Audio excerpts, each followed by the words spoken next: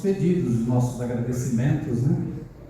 Vamos aquecer as nossas vozes um pouquinho. Todo dia de manhã, você deveria falar o título desse hino que a gente vai cantar.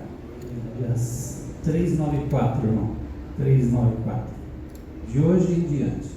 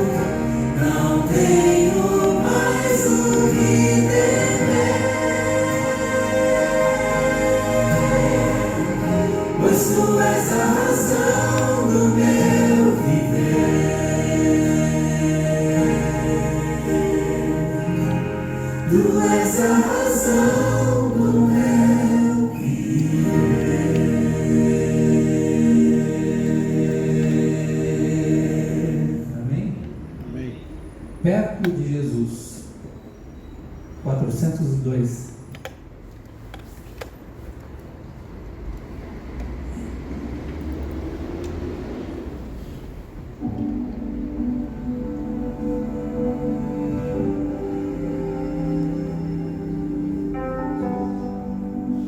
Perto de Jesus.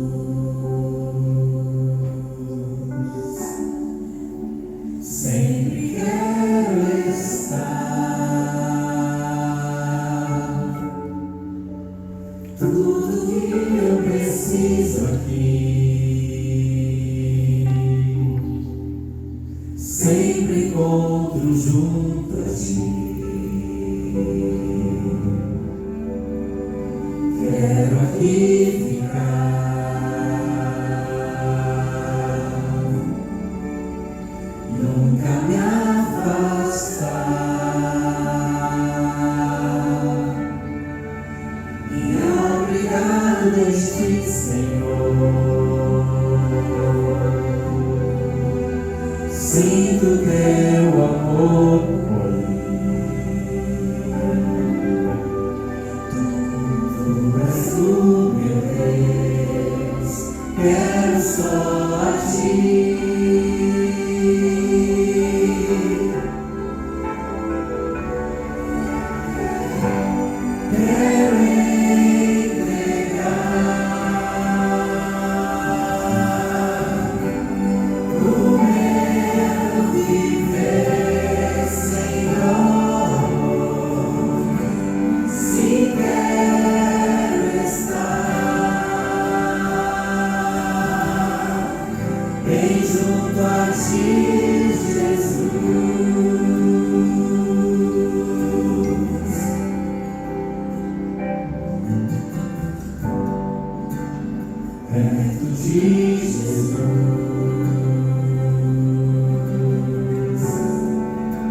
sempre quero estar. Tudo que eu preciso aqui, sempre encontro junto a ti.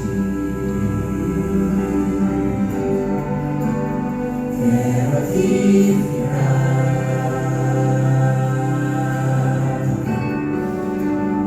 nunca me afastar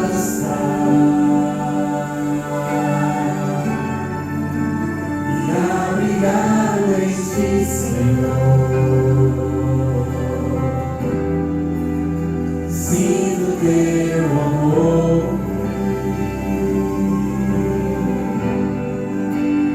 tu és o meu Deus, quero só a ti.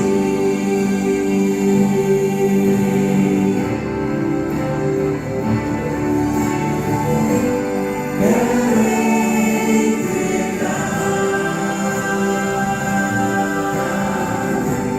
no meu viver, Senhor. Sim, quero estar bem junto a ti, Jesus.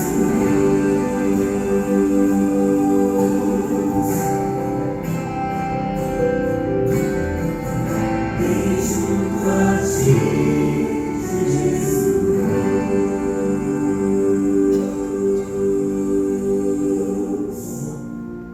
Não poderia vir aqui, vamos nos ajoelhar, falarmos com o Senhor, com esse Deus maravilhoso.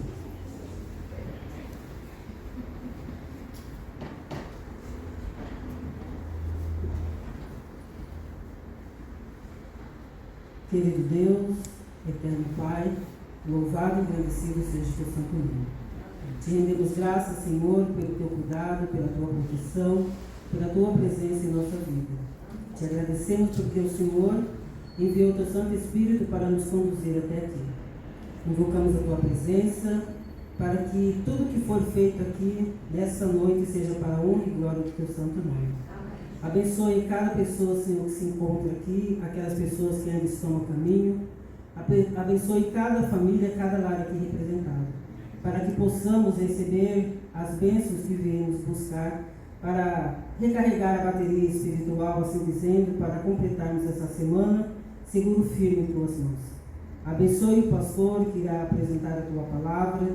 Ajuda-nos para que possamos compreender e colocar em prática o nosso viver diário. Que essa mensagem possa calar fundo em nosso coração e nos ajudar em nossa caminhada espiritual. Fortaleça a nossa fé em Ti, enche-nos com Teu poder. Em nome de Jesus. Amém. Soberano Deus Pai, grande Senhor é o Teu nome, e somente Tu és digno de toda a honra, de toda a glória e de todo louvor. Pai querido, aqui está uma pequena porção do Teu povo, diante do Teu altar, Te adorando em espírito e verdade, suplicando pelas Tuas bênçãos e pelas Tuas muitas misericórdias. Queremos, ó Pai, Te pedir perdão pelas nossas faltas, pedir que os nossos pecados não venham fazer separação entre nós e Ti, para que os nossos pedidos cheguem até o Teu trono de graça. Querido Deus, diante de Ti foi colocado aqui os pedidos e os agradecimentos do Teu povo. Colocamos diante de Ti as nossas súplicas, porque confiamos no Teu poder e na Tua misericórdia. Porque confiamos que Tu és um Deus soberano, um Deus justo, e que atende a oração dos Teus filhos de acordo com a Tua vontade e com o que for melhor para cada um de nós. Tu sabes o que nós necessitamos. Sonda o mais profundo do nosso coração. Atende, Senhor, a cada pedido que foi feito aqui. Nós confiamos na Tua soberania. Atende também o pedido que ficou no coração de cada um dos Teus filhos. Tu sabes o motivo pelo qual foram expostos aqui. Mas Tu nos conheces, Tu nos formou do pó. Tu sabes exatamente o que nós precisamos. E nós confiamos em Ti. Nós Te agradecemos porque, apesar das dores, das lutas, das dificuldades dessa vida, nós ainda podemos sentir a Tua mão nos sustentando, nos conduzindo e nos mantendo de pé, apesar das provações que nós temos passado. Seja com o teu povo. Sabemos que nós estamos chegando em momentos difíceis da nossa história. Sustenta a tua igreja com a tua destra fiel. Nos acorda, nos chacoalha, Senhor, nos reaviva para cumprirmos a tua obra aqui na terra. E que, movidos pelo poder do teu Espírito Santo, nós possamos permanecer firmes até o fim. De uma maneira especial, derrama o teu Espírito Santo sobre o pastor Mauro, que nesse momento vai falar, vai abrir a tua palavra. Que nós possamos ser tocados pelo poder da tua palavra, que nós possamos ouvir a tua voz falando aos nossos corações. Que nós possamos sair daqui, Senhor, com mais conhecimento e com mais vontade de seguir a tua palavra do que entramos. E que a cada dia nós possamos entregar nossa vida em tuas mãos. Nós colocamos tudo que temos e tudo que somos diante de ti, não porque haja mérito em nós, mas porque confiamos no mérito de Cristo. E é por isso que te pedimos, e é por isso que te rogamos, em nome de Jesus. Amém. Muito feliz de estar com vocês aqui.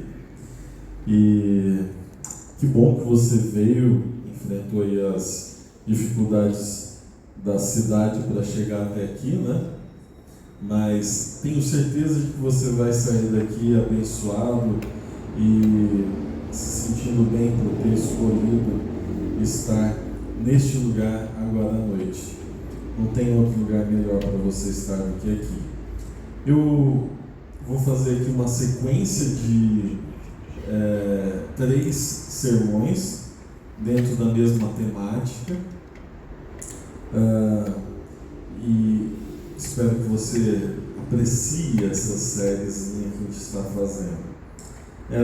Você deve ter recebido no seu celular a arte, ela chama Evangelho, Salvação para todo o que crê. Eu sou um fascinado pela graça divina e pela misericórdia de Deus. Sou apaixonado por isso. Porque como alcançar a salvação se não for pelos méritos de Jesus? É impossível. Quando olho para o espelho da lei, eu descubro todas as minhas falhas. E isso me coloca em perspectiva, né? Quanto mais tento acertar, como Paulo diria, mais eu erro. E é muito bom saber que eu sou tremendamente falho.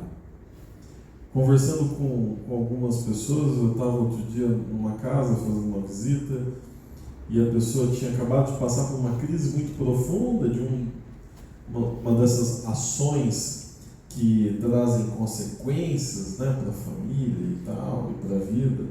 E falando sobre aquele pecado explícito, a pessoa tinha acabado de resolver a sua vida e a gente ali celebrando, né, falando que bom, que maravilhoso, e eu confirmando o perdão divino na vida dela, dizendo parabéns pelas suas decisões. E aquela pessoa diz assim: mas pastor, eu ainda não me sinto digno ou digna. Eu disse: mas você pediu perdão? Você arrependeu? Sim. Você confia no perdão de Deus? Sim. Eu disse: então isso ficou para trás. Eu disse outra coisa: hoje você já pecou? Sim. Eu disse: você vai se arrepender? Sim. É a nossa vida. É a nossa vida enquanto pecadores, é uma vida de arrependimento, de perdão e de confiança na graça e misericórdia de Deus. Então, essa série de 3 temas, começa hoje, sábado e domingo, é exatamente sobre essa perspectiva do Evangelho, que é a graça que nos alcança.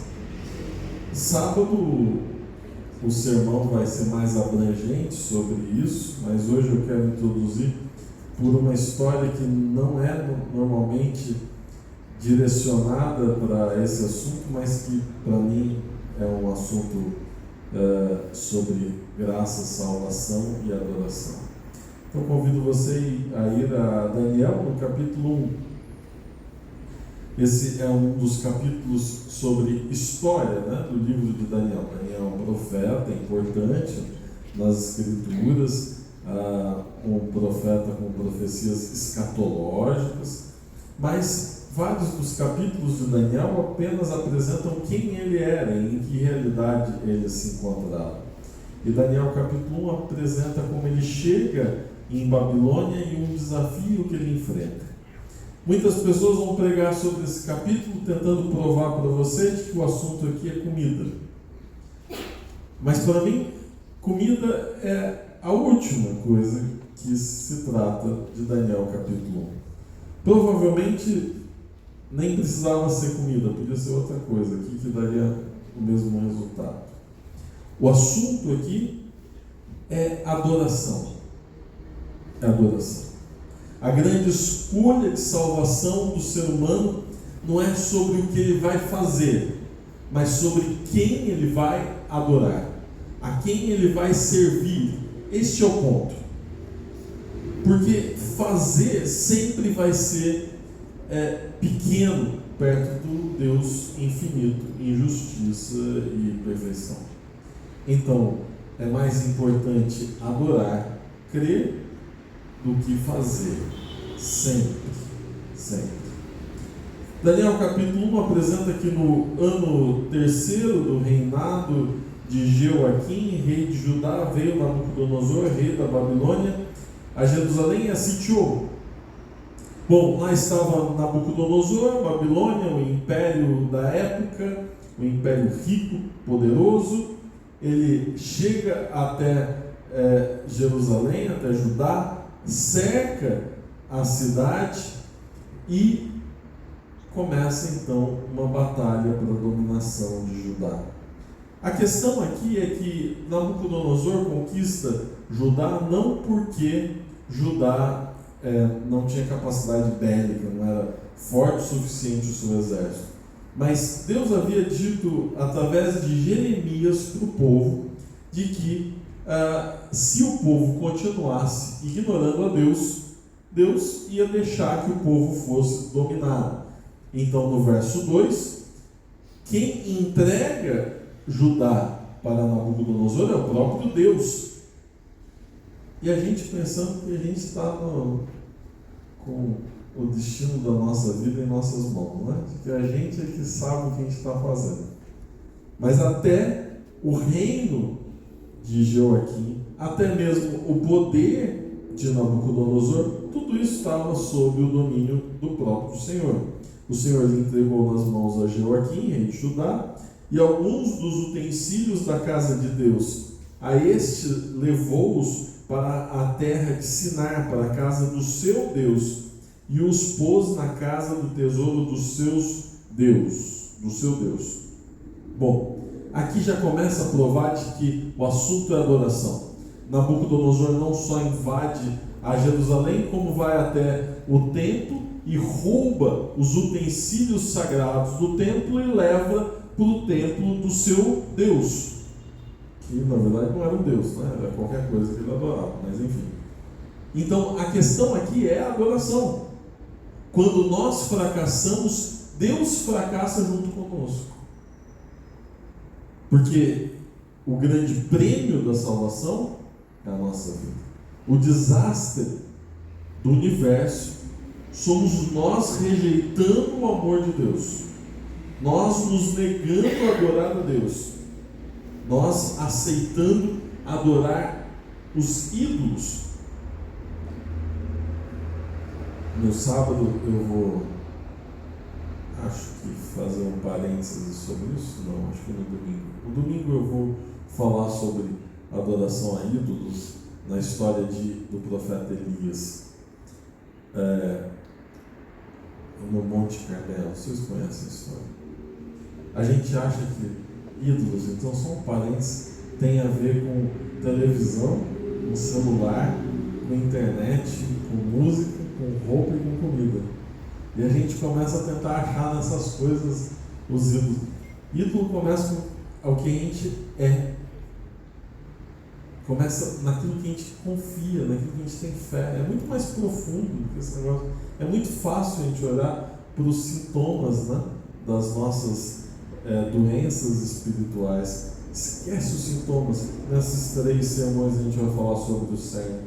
Verso 3: disse o rei a Aspenaz, chefe dos eunucos, que trouxesse algum dos filhos de Israel, tanto da linhagem real como dos nobres. Então, aqui entra em cena Aspenaz, esse cidadão que vai ser muito importante no capítulo 1 de Daniel. Ele não é judeu, ele não é israelita, ele não conhece o Deus verdadeiro, ele apenas é o chefe dos eunucos. Então, ele era aquele que cuidava da nobreza. E aí, a estratégia do Nabucodonosor é capturar os jovens, e eles são escolhidos por critérios rígidos. A ideia era aculturar eles para os costumes babilônicos e facilitar assim a autoridade sobre Judá e a imposição da adoração em um novo sistema religioso. Bom, o assunto aqui é a adoração. Então, quando Nabucodonosor diz, traz lá os jovens, que aí a gente vai ver a lista de qualidades de Daniel e seus amigos, mas traz os jovens nobres para a Babilônia, eles vão ficar no meu terreno aqui, vai ficar dentro do palácio. A gente vai ensinar eles por 3 anos a nossa cultura, a nossa língua e principalmente a nossa religião. Quando esses jovens promissores saírem da nossa escola de formação, eles vão influenciar os seus conterrâneos a nos obedecer, e assim a gente não tem rebelião. Essa é a estratégia de Nabucodonosor. Quais são as características de Daniel e seus amigos? Verso 4. Jovens sem nenhum defeito físico, de boa aparência, instruídos em toda a sabedoria, doutos em ciência, versados no conhecimento, e que fossem competentes para assistirem no palácio do rei e lhes ensinasse a cultura e a língua dos caldeus. Meninas não casadas aí. Já pensou você encontrar um rapaz jovem, completamente lindo, bonito, informe, né? Não só bonito, mas inteligente, que tem facilidade em aprender? O Gabriel está dizendo aqui, desculpa, não resisti, mas é tipo Gabriel, grande, jovem, cristão. Não é que eles não estavam muito preocupados com isso, mas para nós é. Imagina como era Daniel. Daniel e seus amigos eram assim, bonitos, inteligentes, versados no conhecimento, facilidade para aprender cultura e língua, sabe? A grande capacidade de Daniel e seus amigos é aqui a capacidade de aprender. E isso é tremendamente contrário à teimosia de fazer as mesmas coisas. Se há uma virtude que não só os cristãos, mas o mundo fica com os olhos encantados, é a capacidade de aprender. Se tem uma coisa que todo mundo sai de perto e fica se sentindo desconfortável na primeira palavra, é teimosia. É insistir na mesmas coisas, do meu jeito. Isso serve para a religião, mas serve para a vida. Versos 5 a 7.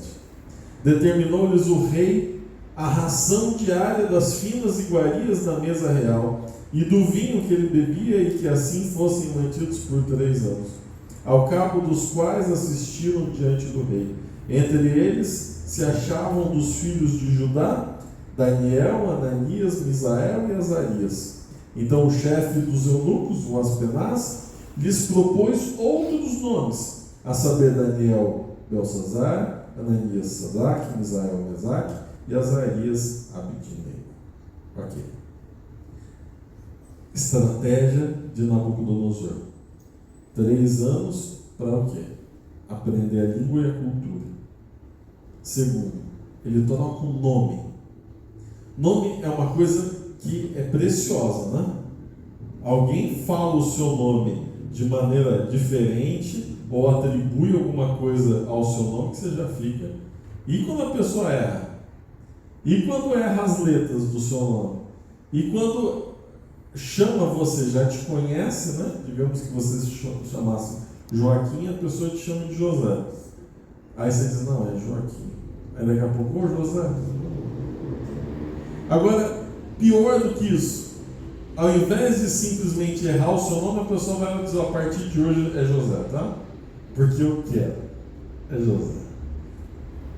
Aqui Nabucodonosor tinha uma estratégia, tentar mexer com a identidade. Exatamente porque o nome, na Bíblia principalmente, não é só nome, é significado, é quem você é. Por isso que várias vezes Deus troca o nome de personagens bíblicos, Abraão sabe, e outras vezes o próprio Cristo trocou o nome de Pedro, por exemplo. Porque nome na cultura bíblica é importantíssimo. Bom, eles têm que aprender uma língua e uma cultura, trocar o nome e mudar a alimentação. O nome de Daniel, para vocês terem uma ideia, era Deus é meu juiz. Isso significa Daniel em hebraico. Deus é o meu juiz. O nome dele tem ligação direta com Deus, falando que ele pertencia a Deus. Agora, quando o nome dele é trocado para Belsazar, o nome Belsazar agora significa Bel, que é o Deus babilônico, protege a sua vida. Nabucodonosor escolhe um nome para que Daniel trocasse a sua adoração. Bom, dessas três coisas, dessas três ações que deveria mudar na vida de Daniel e seus amigos, Daniel fica tranquilo sobre aprender outra língua e outra cultura. E ele se dá tão bem com isso que ele vira um governante de Babilônia por 3 gerações de líderes, inclusive sobre outro povo. Então, ele fica bem com Nabucodonosor, ele fica bem com o neto de Nabucodonosor, e depois ele ainda está no governo quando os medo-persas tomam conta de Babilônia. Então ele está tão bem aculturado, ele fala tão bem a língua, que ele é um governante como se fosse um babilônico. E não tem problema nenhum nisso. Ele não reclama quando trocam o nome dele. Ele sabia quem ele era. Aliás, na sua Bíblia está escrito que o nome do livro é Daniel ou Belsazar? Daniel? Fez diferença trocar o nome dele? Não, porque ele sabia quem ele era. Agora, quando tentaram trocar a alimentação dele, no verso 8 ele disse isso não. E aí você vai ver um monte de gente gritando aos 4 ventos, dizendo, então nós temos que cuidar da alimentação. Mas era só um detalhe a comida aqui. Apesar de que a gente tem que cuidar da alimentação e de tudo o resto. Verso 8. Resolveu Daniel firmemente não contaminar-se com as finas iguarias do rei, nem com o vinho que ele bebia. Então pediu ao chefe dos eunucos que lhe permitisse não contaminar-se. Das 3 ações de Nabucodonosor por 3 anos, somente uma delas é o limite de Daniel. Ele diz, aqui não vai mexer com a minha vida. Primeira lição é a seguinte: não precisamos lutar todas as batalhas para sermos diferentes de Babilônia. Por que a gente tem que ser diferente em tudo? Porque tudo tem que ser uma briga com Babilônia. Porque tudo tem que ser eles ou nós. Se olharmos bem, nós podemos ser bem parecidos com Babilônia em um monte de coisas, isso não vai fazer diferença nenhuma. Nós não nos vestimos tão diferentes assim. Nós não falamos tão diferentes assim. Pessoas educadas falam como cristãos. É só gente mal educada que vai ter um palavreado muito diferente. Pessoas civilizadas também querem bem umas às outras.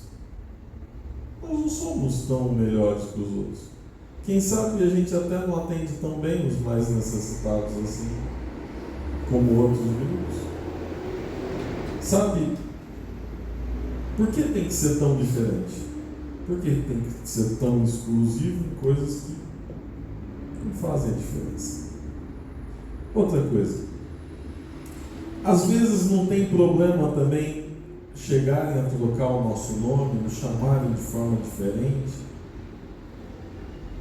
O grande ponto aqui, o limite se chama adoração. O limite não está na cultura ou nos costumes, está na adoração. O povo foi cativo para Babilônia por desobedecer a Deus, por escolher adorar aos deuses, e não por serem parecidos com os babilônicos. Então agora, a decisão não era apenas, nem principalmente, pela saúde. Daniel estava escolhendo Deus. O grande problema é que a comida do rei não era só uma comida gordurosa, baseada em carnes que Deus tinha dito que eram imundas, ou com bebida alcoólica. Isso tudo é verdade. Mas pior do que isso, a comida de Nabucodonosor era parte de uma oferenda aos deuses babilônicos. Comer a comida do rei era participar da adoração aos deuses. E isso era um limite para Daniel. E isso era importante para Daniel. Verso 9. Daniel tinha pedido para o chefe dos eunucos, desobedeceu o rei. Olha só que absurdo. E o Aspenaz, só mais um parênteses, Aspenaz, ele conhecia Deus, o Deus verdadeiro? Tinha algum compromisso com Daniel? Tinha algum preciosismo em relação aos costumes de Daniel? Importava para ele se Daniel queria ou não comer a comida dedicada aos ídolos? Mas aí é que está. Daniel era tão, mas tão bom de relacionamento, ele era tão bom em amar ao próximo, que o Aspenaz agora já começa a pensar: acho que eu preciso ajudar o Daniel, acho que eu vou ajudar ele a adorar o Deus dele. É engraçado porque nos tempos modernos a gente tem sido melhor em brigar do que em conciliar. A gente tem sido melhor em cutucar do que em amar. E aí, de repente, as pessoas dizem: esse povo é chato mesmo. E você diz: olha, não gostam de mim. Mas quem provocou? É só resultado de eu ser chato. Daniel obedece em tudo o Aspenaz. É um rapaz de relacionamento extraordinário. É uma pessoa fora da curva. E assim ele é durante todo o livro de Daniel. E de repente Aspenaz agora, logicamente, porque Deus, verso 9, ora, Deus concedeu a Daniel o quê? O que ele concedeu? Misericórdia. Você nunca viu esse capítulo sendo pregado com ênfase nessa palavra? A gente sempre diz assim: palmas para Daniel porque ele foi vegetariano, palmas para Daniel porque ele comeu direitinho, palmas para Daniel porque ele foi o cara. Quem é que concede para Daniel essa oportunidade de lhe adorar? Deus. Que mérito tem Daniel em fazer o que Deus pediu? Nenhum. Porque o mérito é de Deus, é pela misericórdia divina que Aspenaz tem compressão e começa agora a ajudar Daniel. Através da misericórdia divina. Quando nós obedecemos a Deus, quando nós cremos nele, ele não nos desampara. Aspenaz agora arrisca a sua vida por Daniel. Você percebe que precisamos da boa vontade dos que não acreditam como nós? Em algum momento Deus vai usar alguém que não acredita como nós para nos amparar, para nos abençoar. Versos 13 e 15. Depois que Aspenaz então faz aquele teste, só dá comidas naturais e água para Daniel e seus amigos, então, verso 13: se veja diante de ti a nossa aparência e a dos jovens que comem das finas iguarias do rei. E segundo vires, age com os teus servos. Ele então atendeu e os experimentou 10 dias. No fim dos 10 dias, a sua aparência era melhor. Estavam eles mais robustos do que todos os jovens que comiam das finas iguarias do rei. Lógico, eu acredito no poder da alimentação adequada. E não é um segredo guardado a 7 chaves, e nem um segredo religioso, já que hoje a gente tem 1 milhão de pessoas falando sobre isso e tanto faz a religião, que se você comer direito, a sua pele vai ser melhor, você vai estar, sua mente vai estar mais desperta, você vai ser melhor. Simples. Lógico. Quem dera as pessoas nos reconhecessem como aqueles que têm muita saúde, que têm uma pele ótima, que têm mais disposição, que têm um sorriso diferente, um otimismo diante da vida. Muitas vezes nós somos conhecidos mais pelo que a gente diz do que pelo que a gente faz. Aquele povo da igreja lá do Jardim Prudência, os adventistas, eles não trabalham no sábado.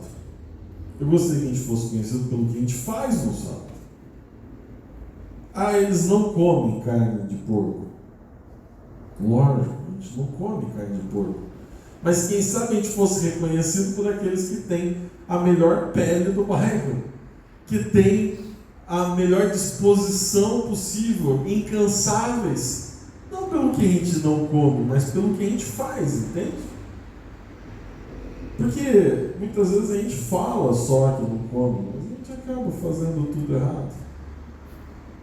Não come o porco, mas toma um copo de refrigerante. Não faz uma coisa, mas faz a outra. Que sejamos sinceros diante das nossas fragilidades. Que a gente coloque em prática na nossa vida porque a gente crê. E porque deram uma lista de coisas para a gente fazer. Verso 18 a 20. Vencido o tempo determinado pelo rei para que os trouxessem, o chefe dos eunucos os trouxe à presença de Nabucodonosor. Então o rei falou com eles. E entre todos não foram achados outros, como Daniel, Ananias, Misael e Azarias. Por isso, passaram a assistir diante do rei. E em toda matéria de sabedoria e inteligência sobre o que o rei lhes pergunta, os achou, presta atenção agora, com quem eles estavam competindo, para você entender o assunto do capítulo. 10 vezes mais doutos do que todos os magos e encantadores que havia em todo o seu reino. Com quem eles estavam competindo? Com magos e encantadores. Qual era a questão? Era uma questão de adoração. A batalha não é entre Judá e Babilônia, não é entre o rei Joaquim e o Nabucodonosor, não é entre Daniel e os magos, é entre Deus e o pecado. Essa é a questão. Essa é a questão do Evangelho.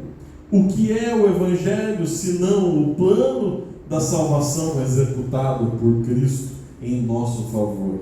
O que é o Evangelho, senão a única forma de resgate para o ser humano?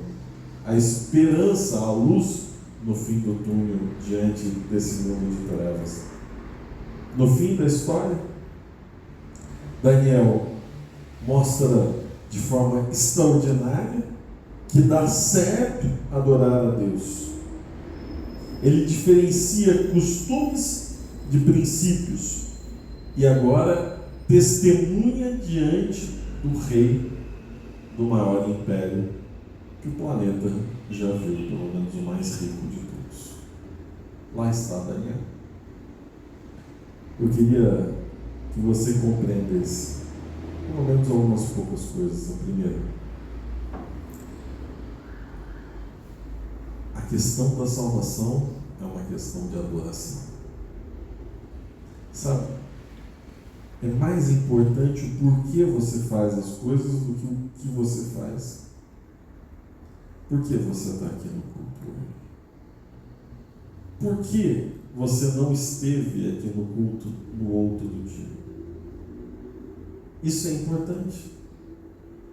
Ah, porque eu estava atarefado. Com o quê?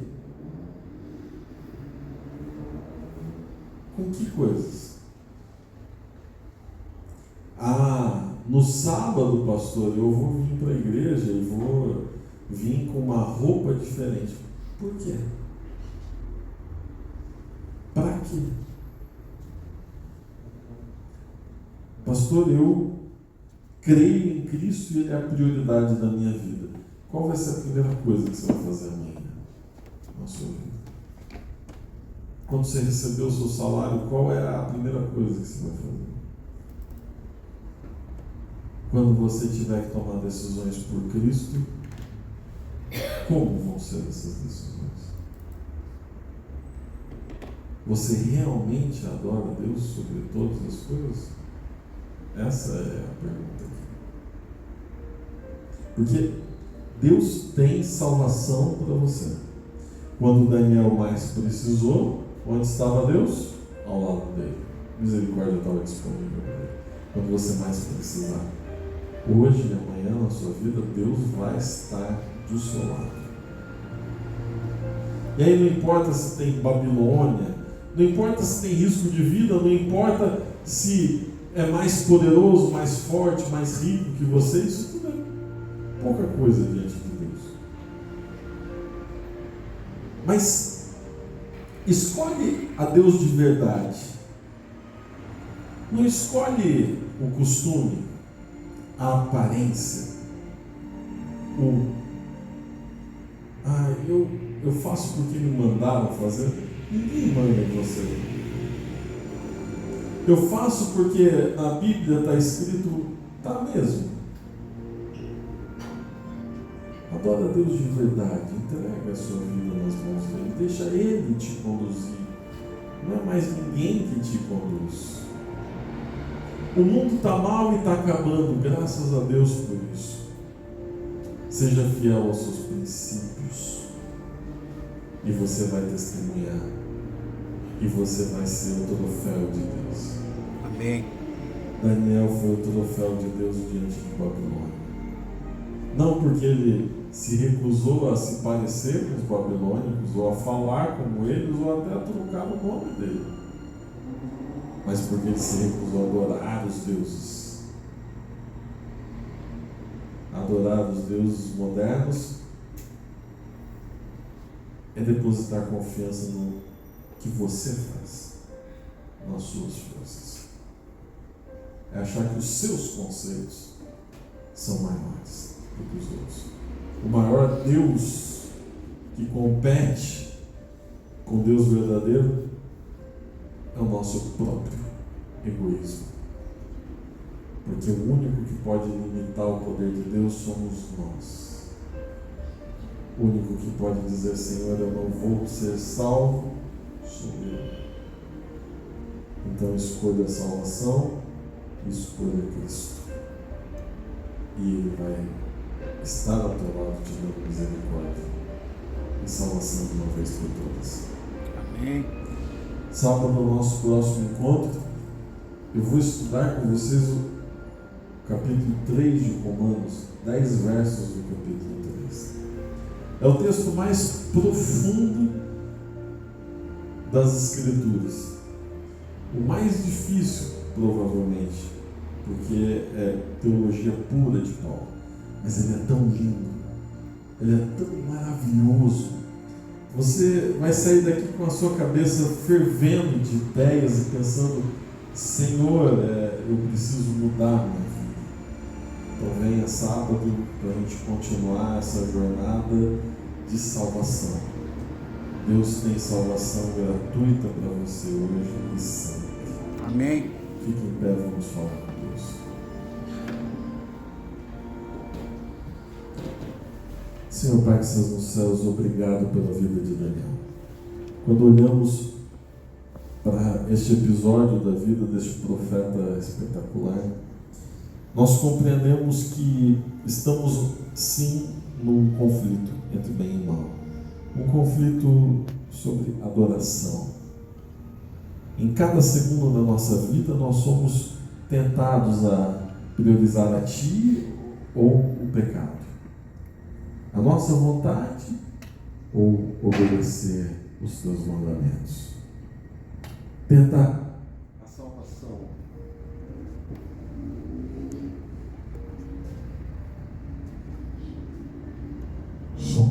Tentar a salvação do meu jeito ou aceitar o Teu dom gratuito.